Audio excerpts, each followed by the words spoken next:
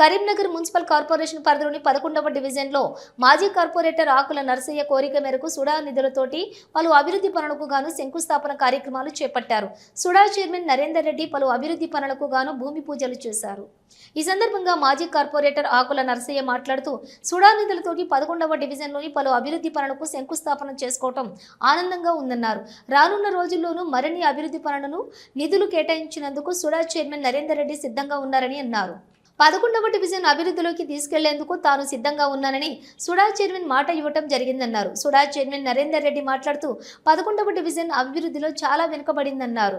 మాజీ కార్పొరేటర్ ఆకుల నరసయ్య కోరిక మేరకు నిధులు కేటాయించేందుకు సిద్ధంగా ఉన్నామన్నారు. మంత్రులు, ఇన్ఛార్జి మంత్రి ఆదేశాలలో సంక్షేమాన్ని అభివృద్ధి కార్యక్రమాలు చేపట్టేందుకు తాము సిద్ధంగా ఉన్నామని అన్నారు.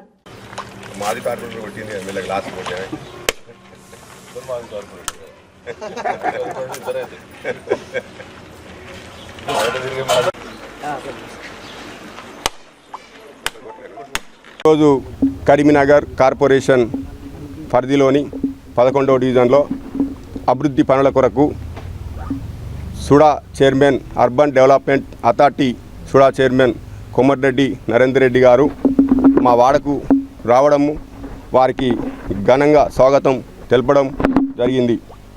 అందులో భాగంగా కరీంనగర్ గౌతమ్ నగర్లో చాలా రోజుల నుంచి కూడా ఇక్కడున్న ప్రజలు చాలా ఇబ్బంది పడుతున్న దృష్ట్యా అన్నగారి దృష్టికి తీసుకుపోగానే, చైర్మన్ గారి దృష్టికి తీసుకుపోగానే తప్పకుండా ఆ రోడ్డు చేయిస్తా, ఇంకా మిగతా రోడ్లు కూడా ఏమున్నా కానీ మీ దగ్గర చాలా పనులు ఉన్నాయి నరసన్న, తప్పకుండా మేము చేయిస్తా, మీకు అండగా ఉంటా.